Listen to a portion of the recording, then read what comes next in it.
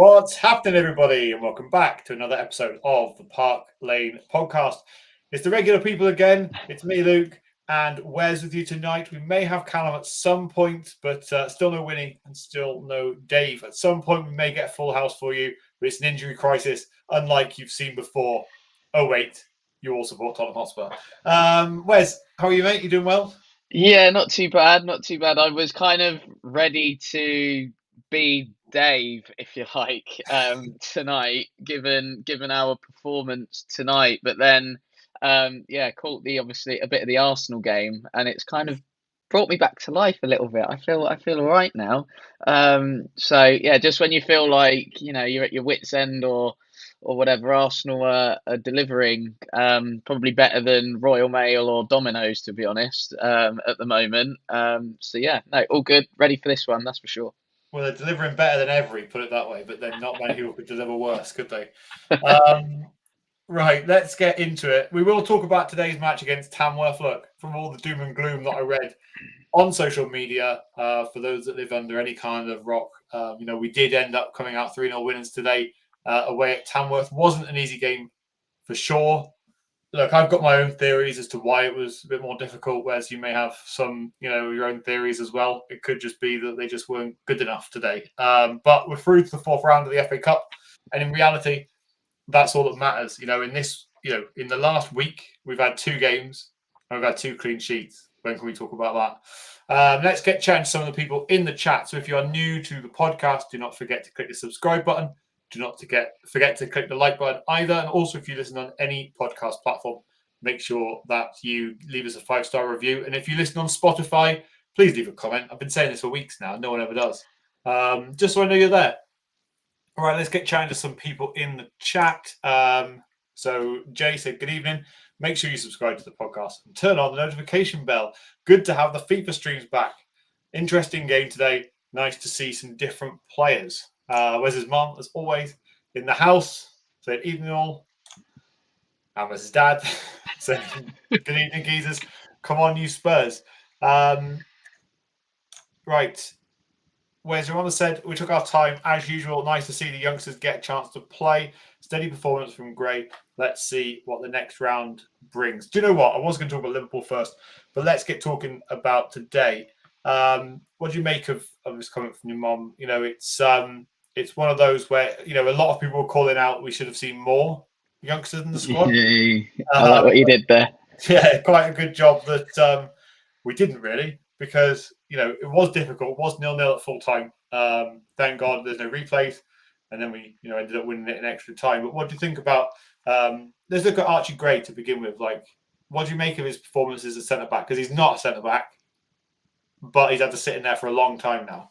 Yeah, I think Archie Gray in particular is just a player at the moment that is sort of oozing class. I think he's been put into a needs must situation, and I think he's coming out of it with so much credit. I think today never looked flustered at any point, and I think in his time as a centre back, I don't think he has been flustered like at all.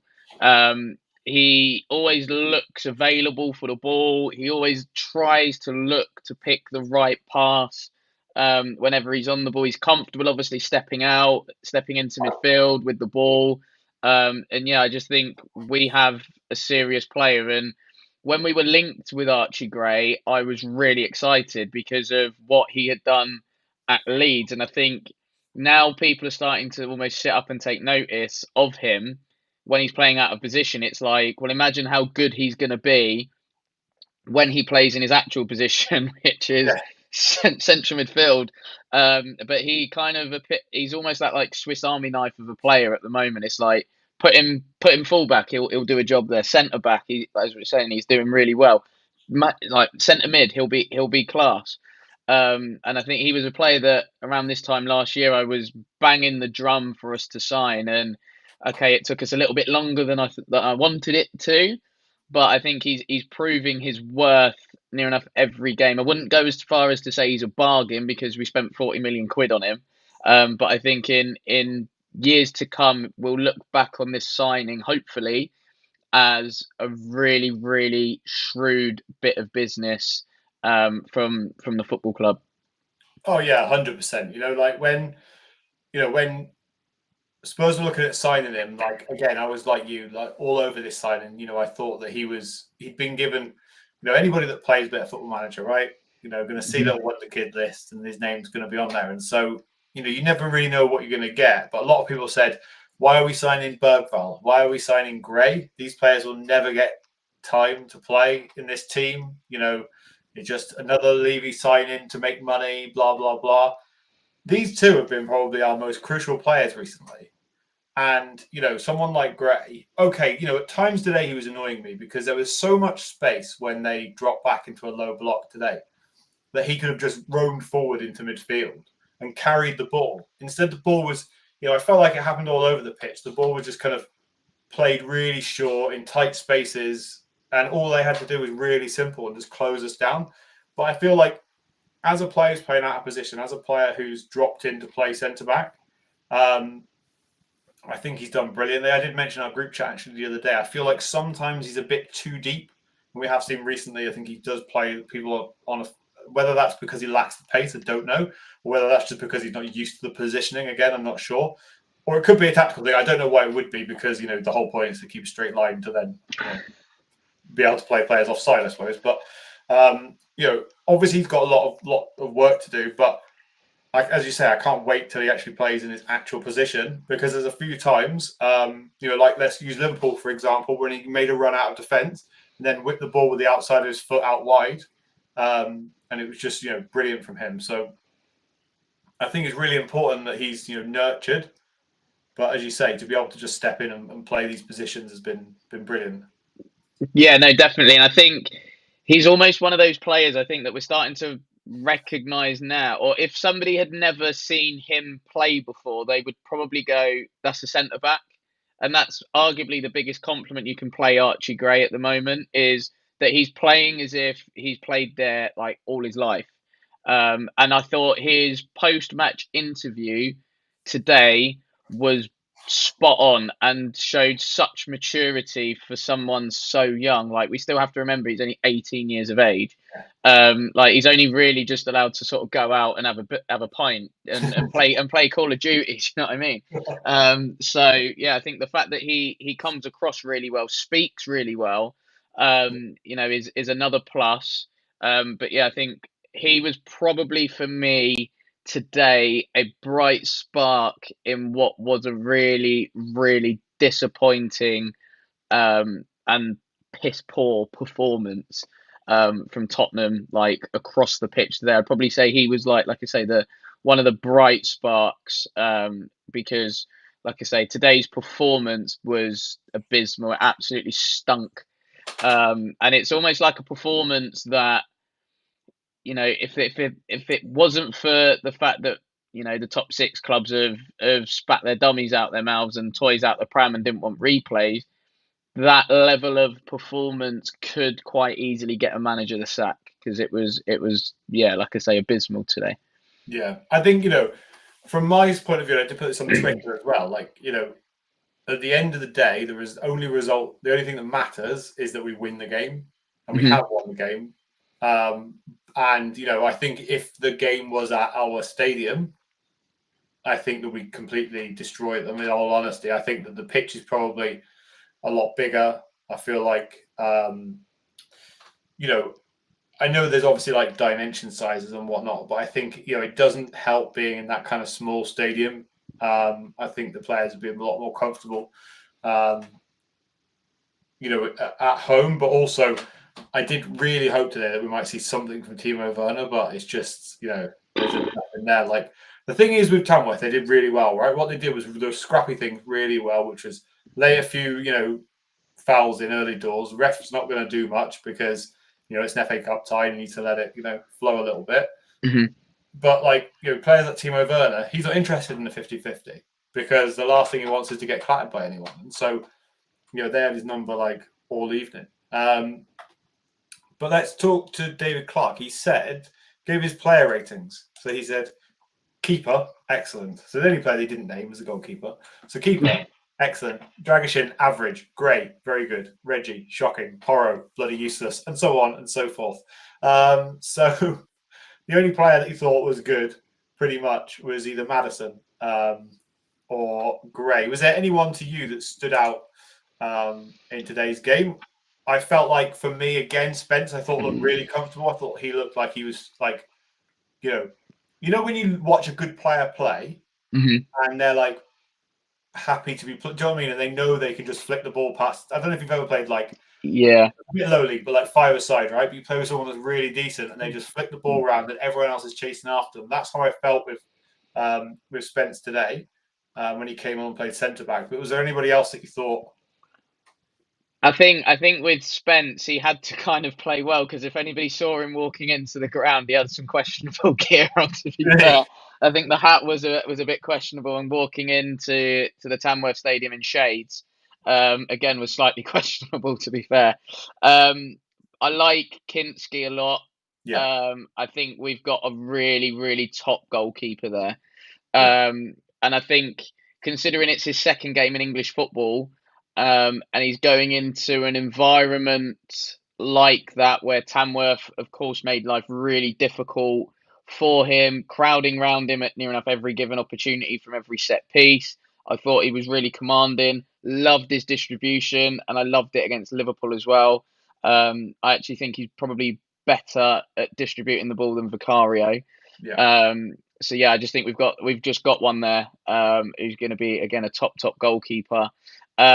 Mikey Moore did all right, I would say. Coming back in, nice to see him get some minutes because I think he's going to definitely add to what we're going to do. I thought Basuma did all right. Madison looked at times like the only one with that real sort of Premier League quality yeah, and that Premier League class. But I'm kind of agreeing with David Clark here, which is strange, but because yeah, I think he definitely faded out. And my problem with Madison is it's very much when he wants to play. yeah. And I feel like I was saying this earlier to my girlfriend and my dad, like we're watching the game, and it was like there's this perception of James Madison, and there's the reality of James Madison. The perception of Madison is that he's this creative player, got an eye for a pass, etc., etc. The reality for James Madison is he turns up and plays when he wants. He sometimes holds on to the ball too long, and yeah, it's really frustrating because he's got. You would like to think he's got the capability to take a game by the scruff of the neck and really stamp his mark on it. And I think potentially he was trying, but those patterns in terms of linking up with players at the top end of the pitch weren't quite there. I thought Johnson was horrific. Werner, less said about him the better because he was just terrible. Porro was getting cooked by a geezer from Zara. No, honestly, he was rattled from about 15 minutes on, and he just lost his head the whole game. Like Yeah, he was falling over. He was trying, and this guy, from Zara was just running right at him. put it this way: at 45 minutes, we were getting cooked by a geezer one of the mandem that works from Zara, and then Callum's body double who makes his money from like Deliveroo and Uber Eats. Do you know what I mean? So it's just that sort of. Today was the reason why the term Spursy was invented. Yeah, Like 100%, because like I say, our performance just stunk.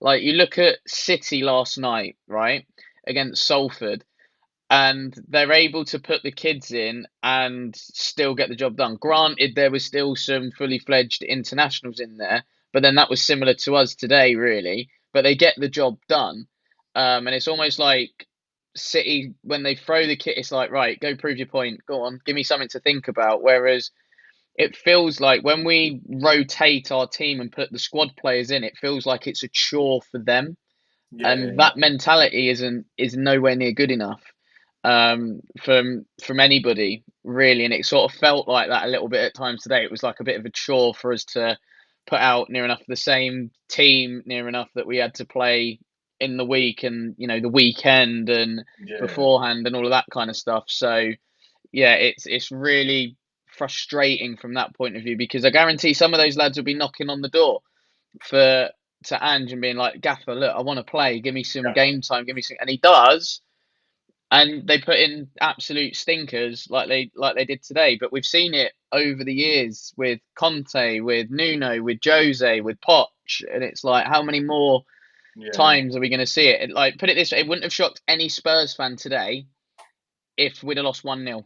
And yeah, it would have been from the guy from Deliveroo launching one into the box, little flick on, bang. What, in the same way they scored against Huddersfield, like, it would not have shocked any Spurs fan if we conceded a goal in the same way as Huddersfield did against Tamworth in round one. So that's kind of where I think the Spurs fan mentality, if you like, is at. And this is where the whole Spursy thing comes into play, because we should be able to pretty much throw the kids out and still get the job done.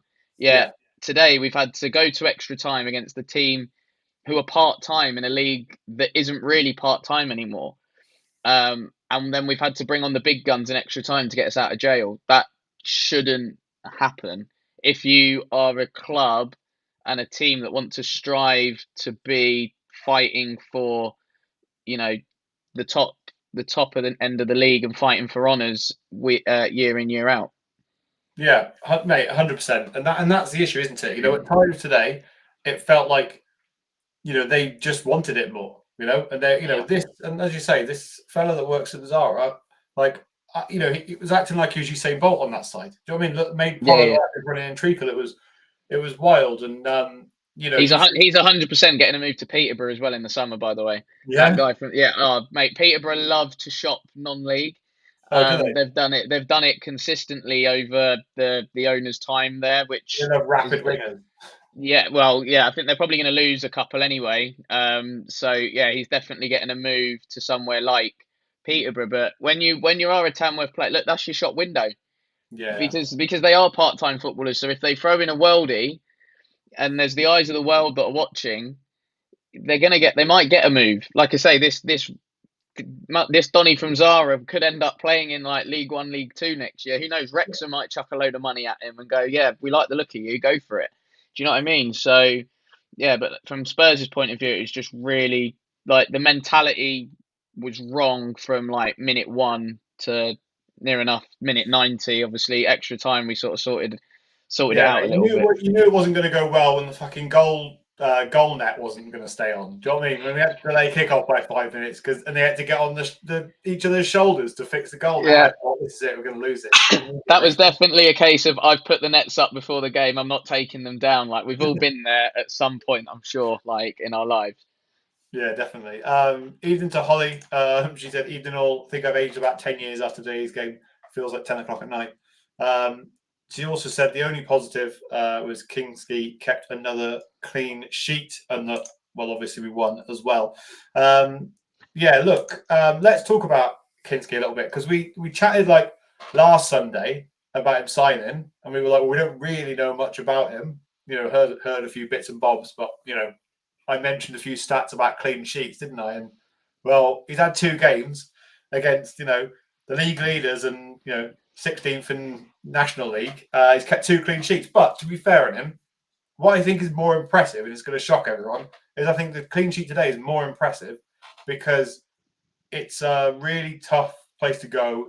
Issues with long throws, the pressure that he had and the way that the team performed. And he still, when he needed to, there was an early one where there was a touch around the post from the long throw. There was some, saves late on, which, in the past they'd have gone in the back of the net, knowing Spurs. So looking at him, as you say, I think, we're absolutely blessed to have a goalkeeper, like this. And I think he can only get better and better. Like he looks so confident. Like against Liverpool, the ball comes in, it's a little bit short to him. So he just flicks a leg out to flick it up so the player can't get to it. And then he's obviously able to jump up and catch the ball. Like he's just got such awareness. He knew when to go long against Liverpool into Hmm. Solanke. He knew when to go short. He knew when to go directly, like when the centre backs part, and then the midfielder drops deep, and then there's a pass through the middle. Like he knew when to do that as well. And like this guy only arrived on Sunday, and on when was it Wednesday night? Wednesday, Yeah, yeah. he was playing against Liverpool and kept a clean sheet in a game where none of us, when we predicted our scores, predicted a clean sheet. So like, I genuinely think if I was Vicario right now, like I would be worried for my spot. Yeah, I think that's why Vicario is now back in training because he's absolutely bricking it and going. I think I have a real threat now to my position. I think Kinski looks the real deal. I really do. I've never really seen a goalkeeper, especially from a Spurs point of view, that's come in and hit the ground running straight away. Like I know we've had Lloris for a long period of time, so we're sort of in relatively new territory when it comes to goalkeepers. But even when Lloris came in, you knew, like, yeah, we knew he was going to be our number one, but it didn't exactly take off for him straight away. He was getting kept out by a 42-year-old Brad Friedel at the time. Let's not forget that. And it took Lloris a while to get, to dislodge Friedel and become our number one. But yeah, I don't think I've seen a goalkeeper make this level of impact at Tottenham straight away. Like his distribution is just on point near enough every time. Like he more often than not picks the right pass and it's with the right ball speed. And he's always going to the player's safe side as well, which is a really, really important detail, especially when you're trying to build up play from the back.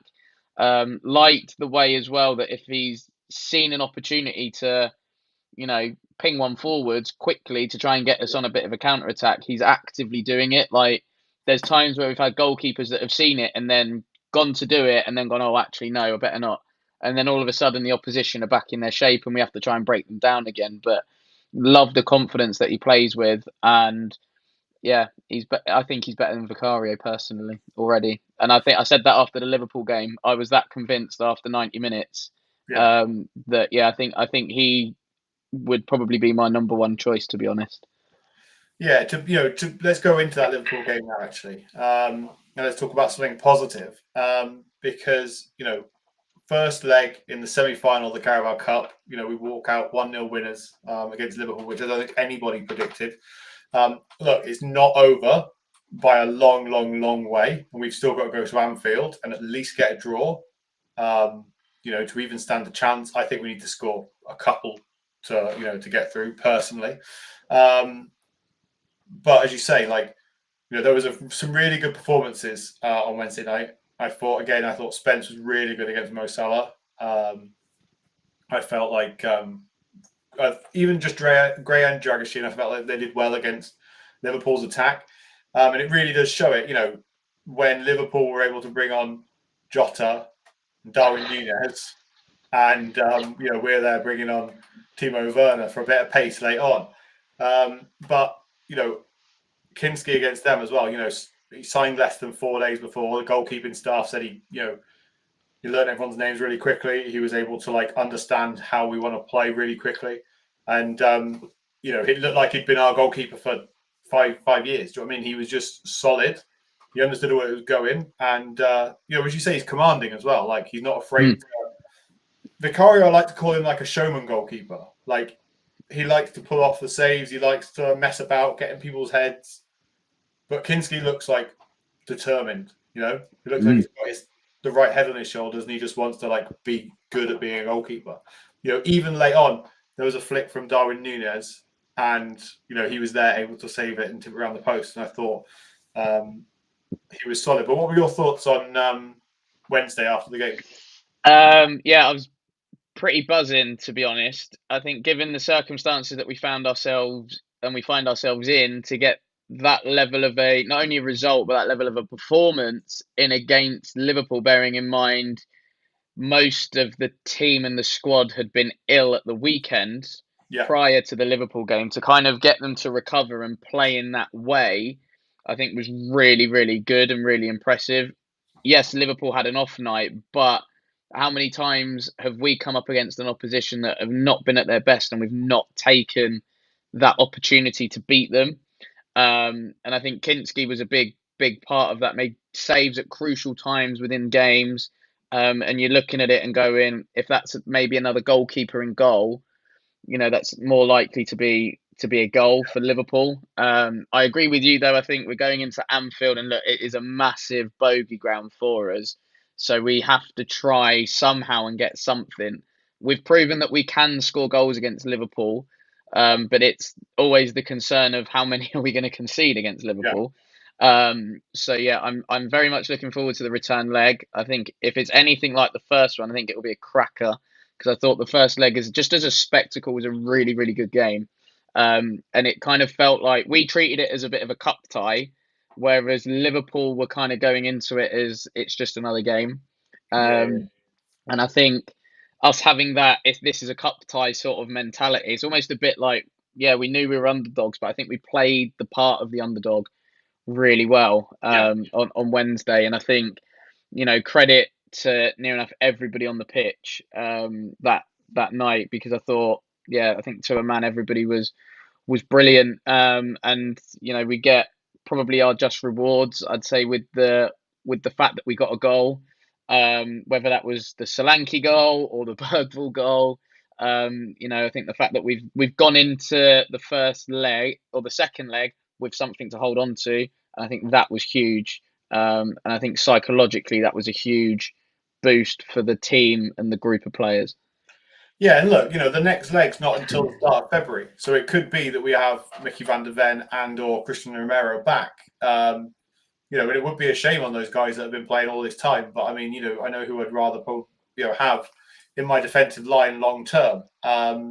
Shout out as well to Rodrigo Bentancur, because who knows even what happened, or they say it's some kind of concussion, right? But whatever we see go around the internet and whatnot, it looks mad from the start. So I just hope that he gets better, and they're going to give him some time, I think, to recover and get back to full fitness before he comes back in. But he's had a hard time at Spurs, isn't he?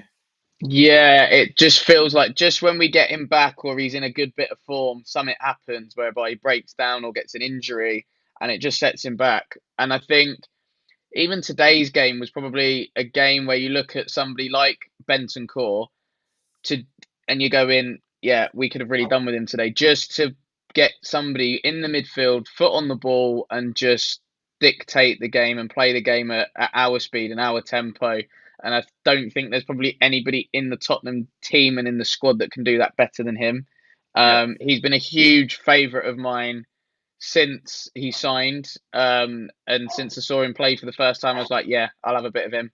And yeah, like I said, like you said there, it's just a shame that he can't seem to get any form of momentum or consistency, because I think when he has played, he's been, one of our more important players. And I think when we don't have him as an option available, I think we've definitely missed him. yeah, definitely. I did quick shout out as well, because I think that, and I think he's gone a little bit unnoticed recently, but I think that Ibasuma has been putting in some decent performances, defensively. And just being able to kind of sweep the ball up and get us moving forward. I felt like he was aggressive on Wednesday night, which was nice to see. Because that was one of the things I said after the United Liverpool game. I said, United knew when to be aggressive, and then they knew when to hold off and not kind of get stuck into challenges. I think that he's been really good as well. Going in and helping out Gray as and when we're trying to play out from the back and picking up the ball. But the player that stands out the most after the last couple of games has got to be Lucas Bergvall, because he was really, really good in the game before Liverpool. Everyone booed when he got subbed off, and it was obvious that we needed him resting, because the likes of Sarr and Maddison were both suspended. But I feel like even today when he came on as well, I think that he had I think like a tricky couple of first games for Spurs.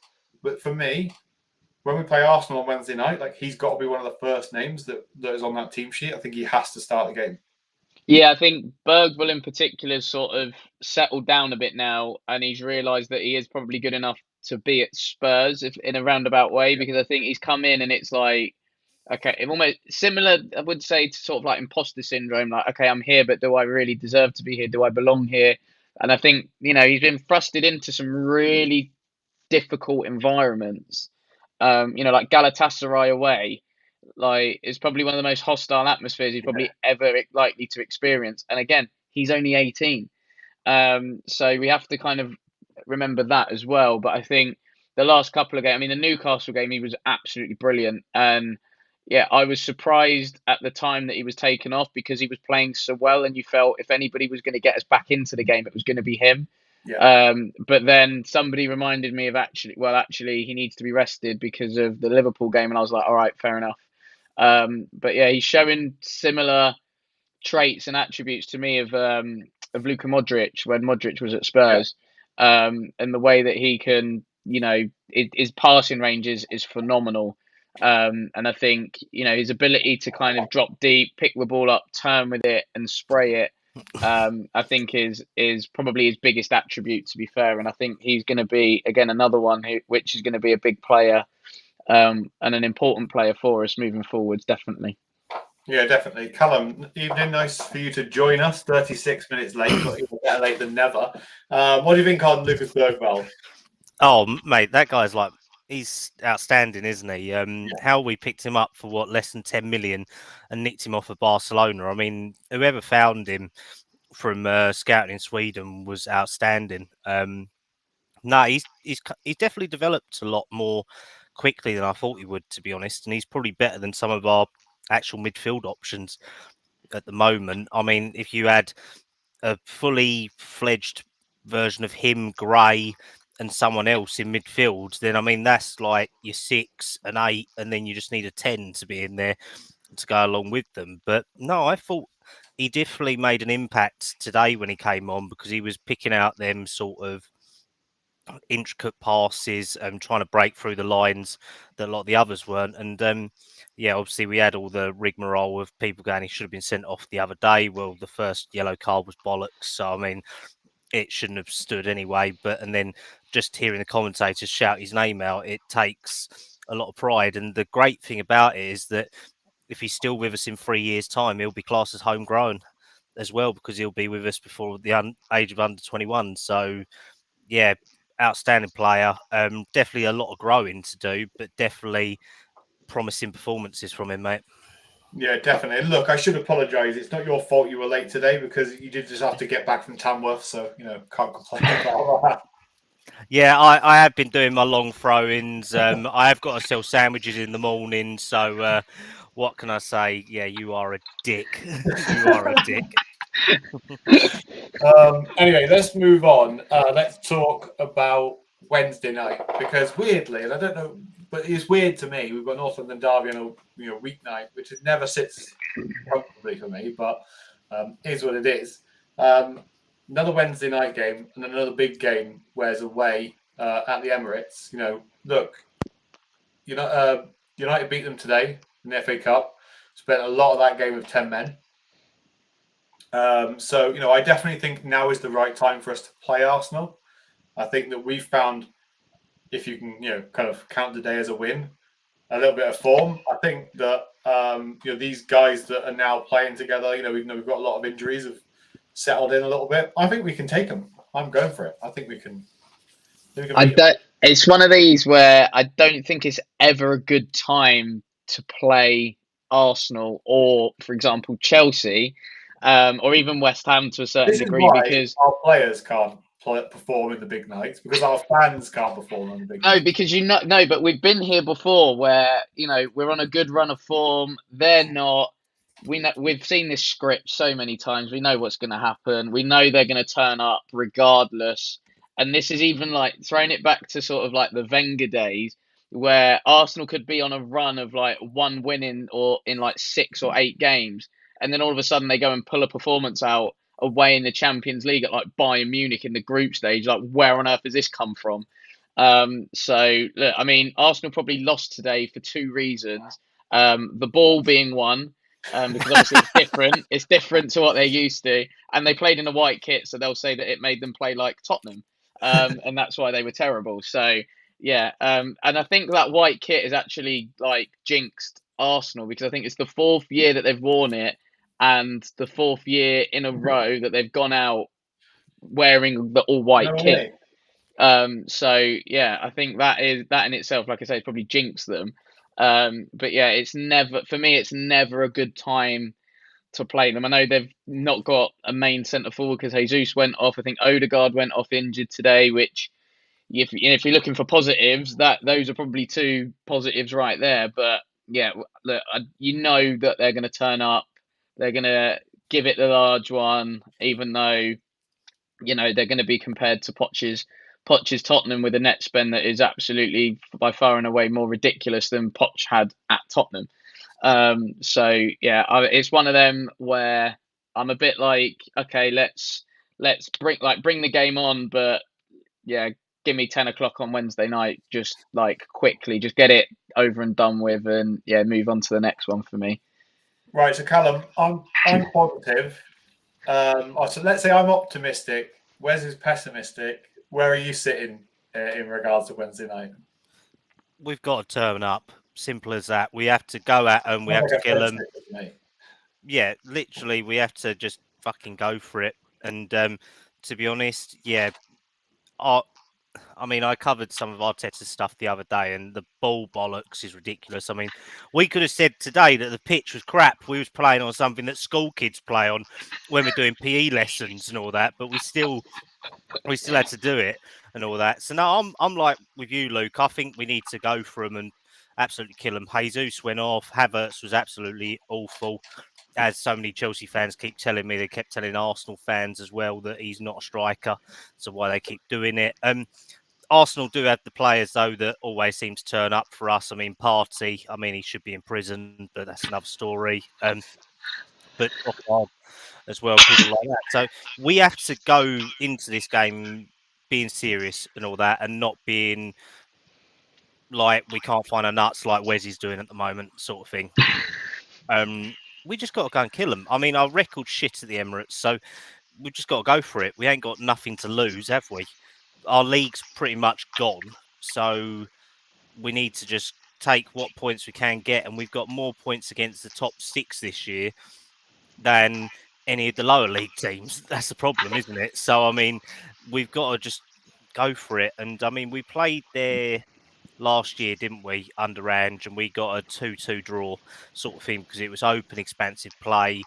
So we've got to make the most of it. But our players have to turn up, and then our bench options, if they're going to play, they have to come on and do something because, all of them got a chance today and they couldn't take on a half-rate team with bricklayers, sandwich shop sellers, and someone who works in Zara on a Saturday afternoon sort of thing. So, you just got to take the opportunity to go at Arsenal and all that because they do have Saliba, they do have Gabriel, they have their back line intact. Raya with the penalties weren't great today, but Raya will have a outstanding Neuer-esque game against us, and everything that we shoot at him will go like that. So if we're going to go for it, we've got to do it. Simple as that. Yeah, positives, lie that at least Mikey Moore's back. Looks like Richie could be back as well. Charlison, should be back. I think he didn't want to get risked. They didn't want to risk him on a plastic pitch. Just the other thing I was thinking about today: did everyone get off the pitch and just take their boots off and turn them upside down? All their little balls fall out. I reckon they've put them all in a bag, given it to Levy, and then Levy's going to turn it over in the dome or on the 3G pitch, so he doesn't have to buy any more rubber pellets or whatever. Oh yeah, keep them all so he can replenish his. Yeah. Literally. Yeah, look, I agree, Callum. I think we do have to go for it. I think, does that say something? I wonder about Ange Postecoglou if we tend to be showing up more in games against the bigger sides. City we seem to have done quite well against this season. We've beaten Liverpool in the cup. Does that suggest that actually he's a man for the big games? Who knows? But he did come out, didn't he, this season and said, I always win something in my second season. And he's won, he's 90 minutes away from a cup final. So, and to be honest with you, I'm backing him in a cup final. But look, that's for a future episodes to talk about. David Clark did say he went to spy on Arsenal podcast today, and they were having a fit calling Arteta the Spanish Brendan Rodgers. Spanish Tony Pulis, more like. Jeez. Yeah, exactly. I bet Arteta tries to sign that big fella from Tamworth after seeing those throw-ins. Oh, don't. Yeah, he's put in a £50 million bid. I heard after his performance today. Yeah, the whole club of Tamworth and the city that surrounds it decides to redevelop the council estate into a commercial market rent. So, David said obviously about if Ange plays Porro against Arsenal instead of Spence, then he's clueless. But I think Spence will play left back, right? Because he's not going to play Reguilón at left back. That's true. I mean, I don't think Reguilon actually had that bad a game today. I mean, he didn't do anything special, but he wasn't the worst out of them. I think the whole issue was Dragusin or Porro today, weren't they? Sort of thing in that Tamworth defence. So I I think guess you'd rather, well, you'd think Andrew would go over him playing left back rather than Reguilon instead of dropping Porro, right?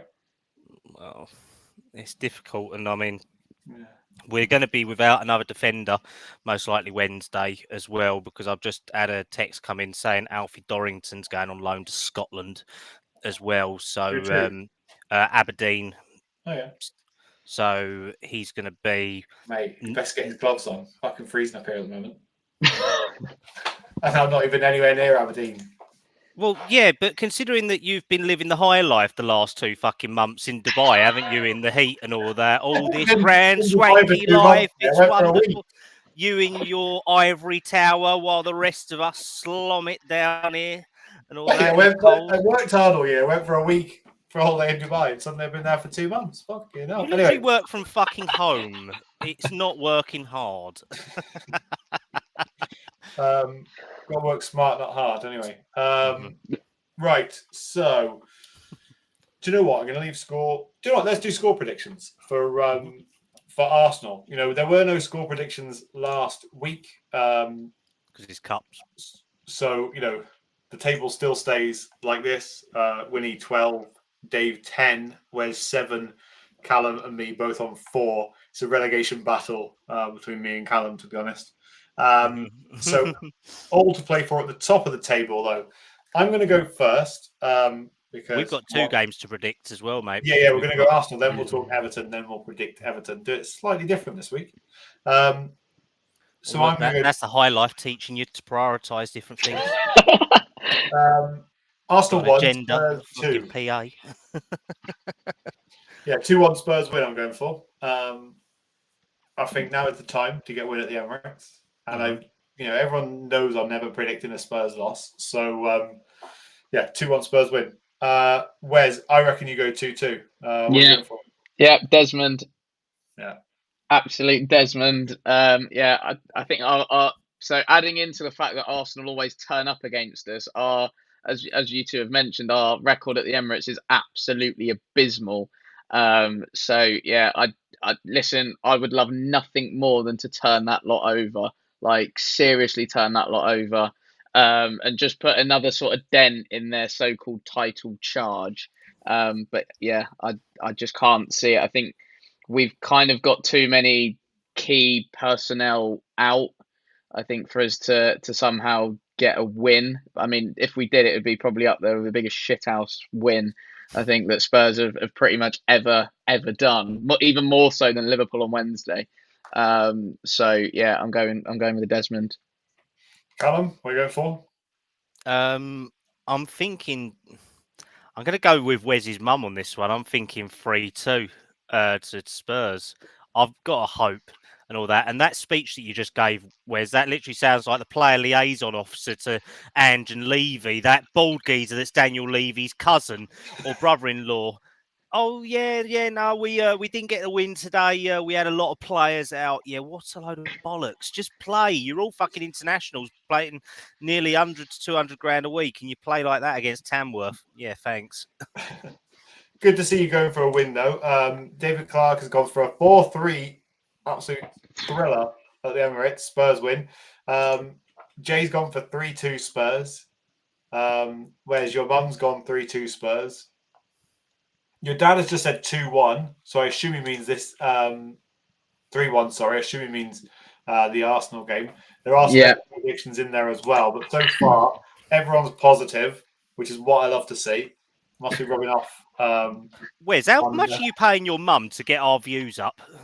I'm not. She's just here. She's doing it for the love of the game right now. Love that. Exactly. How much is Luke paying your mum and dad then? It's for the love of the game, let me tell you. Mate, I've got absolutely no money to pay anybody. So yeah, we could tell by that haircut, mate. Did you miss it? I can't believe you're lecturing me on haircuts, to be honest, lad. Well, yeah, because I choose to shave my head. It's silky smooth. That's wonderful. It does help with them long throws. Gillette, the best a man could get. Yeah. Right, let's get into it because there are two people who have not predicted their scores. So that's Winnie and Dave. So we'll start with Winnie. Give him a little spin of the wheel. This is for the Arsenal Spurs game. I thought you was going to get music for this part of the show, like countdown or something like that. So he's got 5-0 Spurs, Winnie has. Fucking hell. Really? Hey, if that comes in, give him the crown. Okay, yeah. If we win 5-0, Winnie can have the crown, that's fine. And Dave, let's spin it for Dave. Oh, you know Dave's going to get like 5-0 Arsenal. Oh, 5-5, go on. Oh, he's got 0-0 draw. Really? I think literally the game against Wolves was the first draw that Andrew's got in like 2 years with us nearly, isn't it? 0-0 draw. Okay, so that finishes off our score prediction. So I've gone for a 2-1 Spurs win. Winnie, thanks to the wheel, has gone 5-0 Spurs. Dave has got 0-0 draw. Wes has got a 2-2 draw. And Callum has gone 3-2 Spurs win. Right, let's get into Everton because 2 o'clock next Sunday, we've got Everton away. So 2 away games this week. What do you all think? Look, Everton for some reason decided to sack Sean Dyche after he got points at Arsenal, points at City.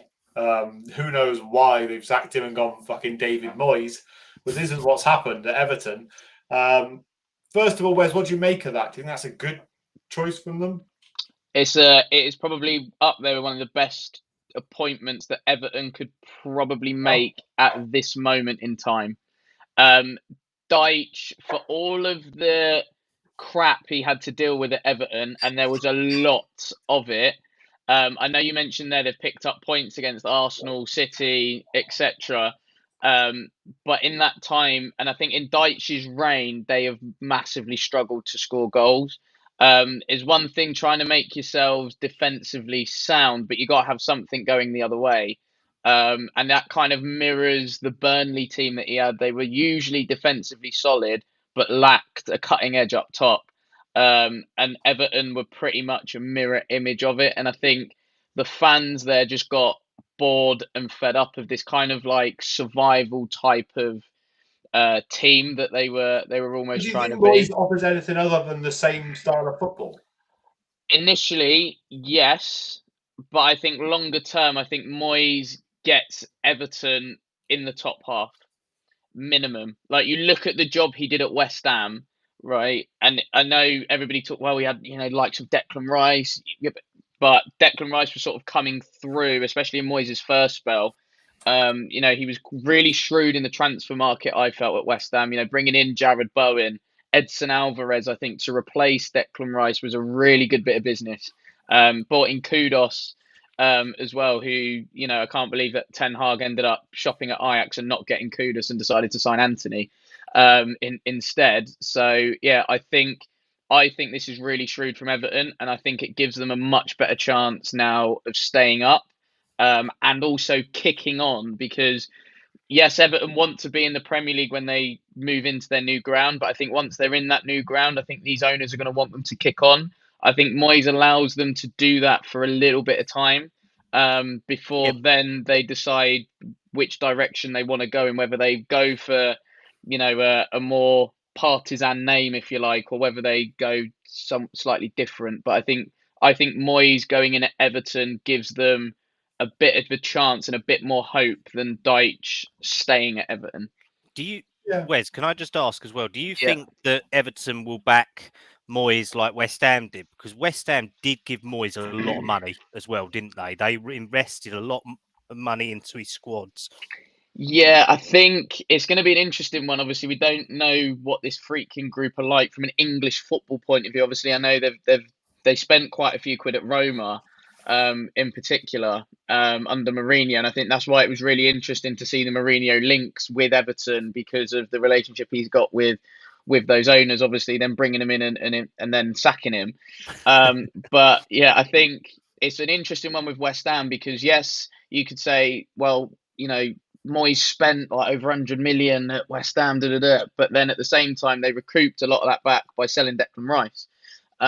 So yeah, I think Moyes gives Everton hope at both ends of the pitch. I don't think he's going to undo the disciplined work of Deitch in terms of making them defensively solid, which they have improved on from the start of the season. Because the reverse fixture when we played Everton at the Tottenham Hotspur Stadium, Everton, I said at that time were nailed on to go down. They were the worst team that I've ever seen at the Tottenham Hotspur Stadium, Everton. So I think Moyes gives them that solid defensive structure, but I also think he gives them more at the top end of the pitch. And I think the key thing with Moyes is he's very hands on, so he does take a lot of training. I think that was his detriment at Man United, was that he's gone in there and tried to be a coach, and those players at United at the time just needed managing, and there was a massive difference between the two.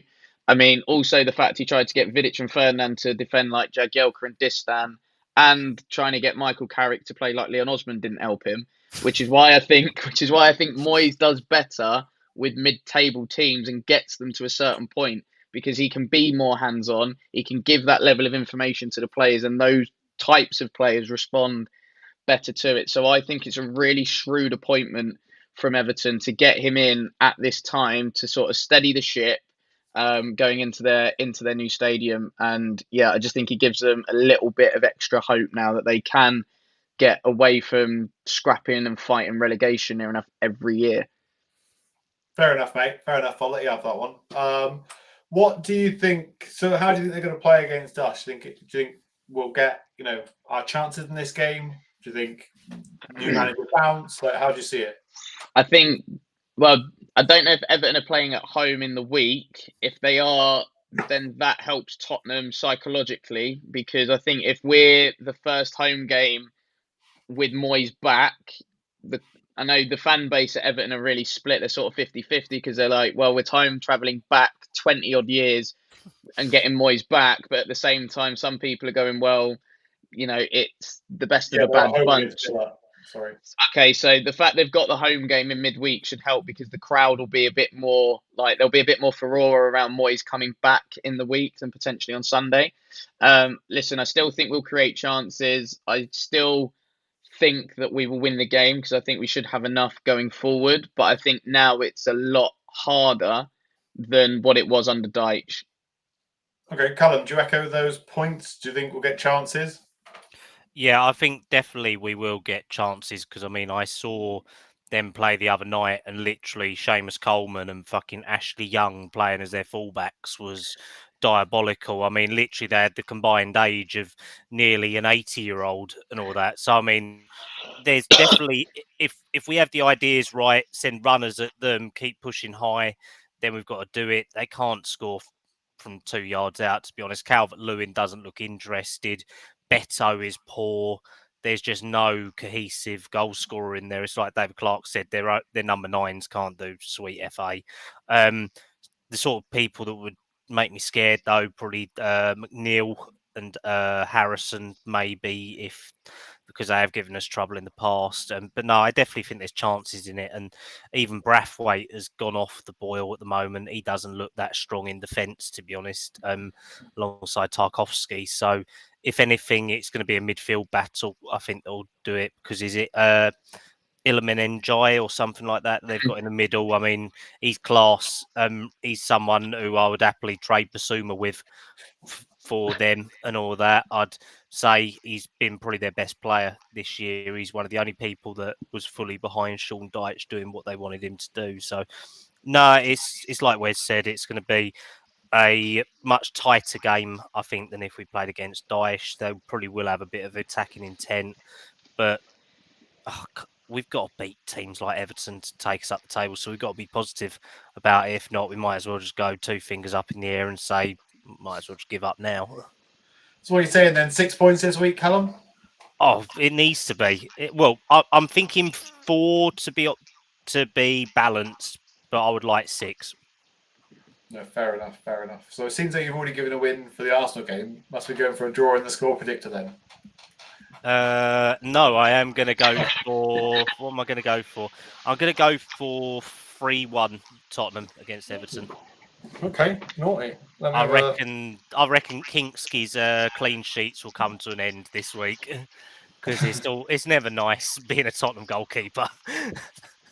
3-1 Spurs. That'd be decent though. So you've got Spurs scoring 6 goals this week. So can't complain if you're goal scoring lover. But let's see what people have said in the chat. So Jay has said 3-1 Everton. So I don't know if you mean 3-1 Spurs against Everton or if you mean 3-1 Everton. But yeah, interesting. I don't think a Moyes team has ever scored 3 goals against us, have they? David Clark gone positive this week. He's gone for a 2-0 Spurs win. Where's your mum's gone for a 4-1 Spurs win? Christ. Absolute goal machine. Because what did she go for? 3-2 against Arsenal. Yeah. 7 goals from Spurs this week. What the hell is your dad smoking? 3-0 Everton. I think he's got 3-0 versus Everton. Yeah. 3-0 Spurs. Do you know what? He's a very clever man because I've also gone for 3-0 Spurs as well. So I think that's only because you didn't want to think of a score and you just chosen the only thing that was going to come up next. Yeah. 3-0 Spurs. Wes, what are you going for? 2-1 Spurs. 2-1. So you've actually gone for 4 points this week then, unlike Callum, who thinks we're going to get 4 points, but said we're going to get 6. Yeah, I'm kind of with Callum though. I think if we get 4 points, not a bad week considering the level of games that we've got. Yeah. But if we got 6, absolutely buzzing. Yeah, what is it, like 2 points in the last 18 in the Premier League, something like that? So we've got to have at least a good week. Yeah, literally. 1 second, I'm about to sneeze. Sneeze and bring up the wheel. Hey, there we go. I'd laugh if it came out the other end. Sorry about that. So, yeah, look, I think the main thing for me is to get some points on the board, but also not have any more injuries. And, if we can get like a Richarlison back, doing something, then that's just as important, really. Do you know who we really need back? Bill Wilson over there. I think that we really miss, that kind of pace, that winger mentality. I think that the Spurs really need to look at that. I think we're missing him and Richie, to be fair, because one's got the pace, one's got the goal threat, to be fair, and being a bastard, because it doesn't look like we're going to get a winger or a striker at this rate, does it, with our Kolo Muani's transfer dealings again? It's typical Levy. Yeah, whether that's the thing with Spurs is whether that's was ever a thing or whether that's just what social media have made it out to be. Mm-hmm. Who knows? Half of these people like Ornstein, Romano, all the rest of it. Half of it's done for clicks and trying to get agents, trying to get players moves. Yeah, we see it and we trust these people like they're Jesus Christ. But unfortunately, a lot of it is done for attention, clout on social media. So all I would say is, especially with someone like Lange, he likes to work in the shadows. He likes to do stuff. Look at that Kinski deal, right? No one would have predicted that we'd have done that. Nobody said any rumors about that until it was about to happen. Yeah, so, everyone was saying Sam Johnson, weren't they? yeah, exactly. Yeah, there was, there was names floating around. So let's not panic. I've just seen David Clark's comment about Richarlison after Callum said he was a goal threat, which is absolutely brilliant, by the way. Even playing table football. For fuck's sake. Oh, God. Right. Anyway, the wheel's back. Let's get some Everton versus Spurs score predictions for both Winnie and Dave. I'll go for Dave first. What will the wheel produce? Ooh, 3-0 Everton. He ain't going to be happy. He's going to be fucking seething it, that. Especially as he's just had a charge on the title, closing the gap to Winnie, and now he's gone and got that. And for Winnie, the current league leader, go on. Oh, it's got a 5 in it. Fucking hell. I can see Winnie dropping some points this week. That's 5-2 Everton. Can you really see a Moyes team scoring 5 goals? Look, Winnie has had a terrible week thanks to the wheel, which is about time because he's had 5-0 to Spurs against Arsenal and 5-2 Everton against Spurs. So, look, that's the chance you take when you don't get your score predictions in. But let's run through all of those scores for this week. So, against Arsenal on Wednesday night, I've gone for a 2-1 Spurs win.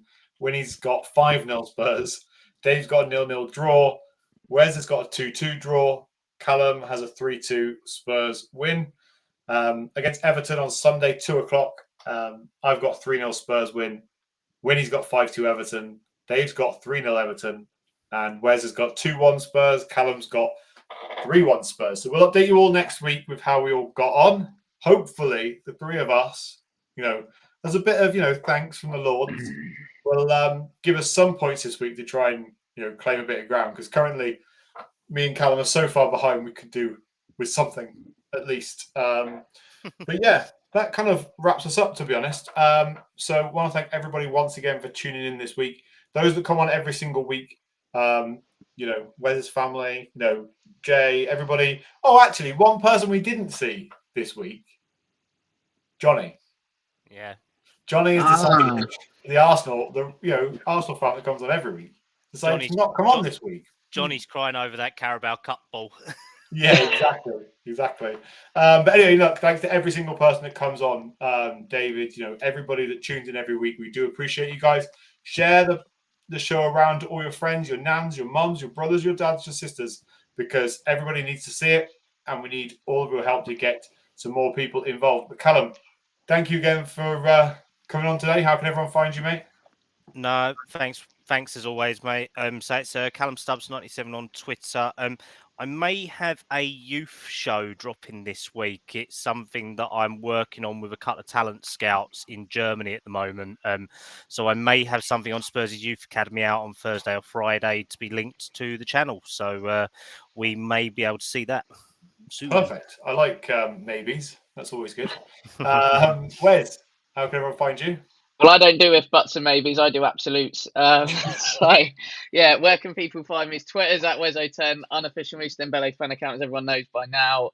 Hopefully, he may make an appearance at the Legends game against AC Milan. I'm trying to speak to a couple of people that I know to see if there is a chance. And if he is, best believe I will be there, because my idol, Aaron Lennon, is also playing in that game. So, yeah, I may not be able to go to that one, so we'll see. But yeah, Instagram's at Wezo32, usually at Spurs home games, although I couldn't get to the Liverpool one on Wednesday due to work commitments. But yeah, usually at a Spurs home game at some point in the South Stand. So if anybody does recognise me from a video or anything like that, feel free to come and say hello. And then I also run, my own football coaching business in Dele Alli and Leah Williamson country, which is Milton Keynes.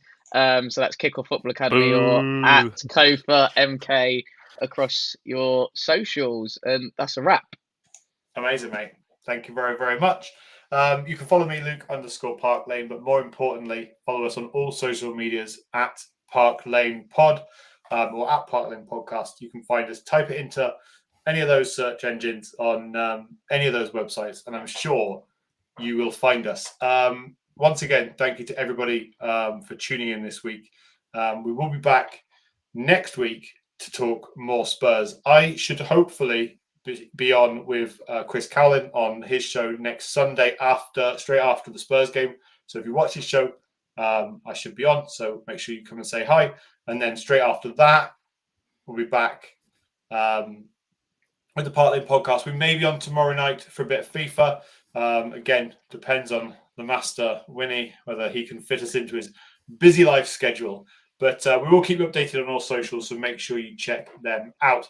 But as we always say on this show, a massive, come on, you Spurs. Come on, you